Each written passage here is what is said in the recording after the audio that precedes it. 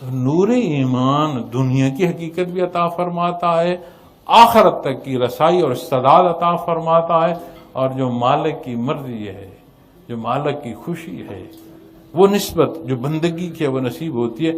تصوف یہ ہے کہ آپ کو خلوص نصیب ہو، تصوف یہ ہے کہ اللہ ہر جگہ موجود ہے، اس کے بندے کا ایمان اس درجے کا ہو کہ وہ محسوس کرے کہ میں اپنے اللہ کو دیکھ رہا ہوں، میں اپنے اللہ کے روبرو ہوں، میرا اللہ مجھے دیکھ رہا ہے۔ تصوف وہ کیفیت دیتا ہے قلب اثر محمد الرسول اللہ صلی اللہ علیہ وسلم سے، جہاں سے یہ حق ہمیں نصیب ہوا، جہاں سے اللہ کی وحدانیت کا کلمہ نصیب ہوا، جہاں سے اللہ کی پسند نصیب ہوئی، جہاں سے اللہ کی ناپسند سے ہمیں آشنائی نصیب ہو رہی ہے۔ تصوف اس قلب اثر محمد رسول اللہ صلی اللہ علیہ وسلم سے جوڑتا ہے کہ جو آپ نے فرمایا اللہ کے حبیب آپ نے سچ فرمایا۔ تصوف اپنے اللہ سے وہ مانگنے کی کیفیت دیتا ہے جو خالص ہوتی ہے۔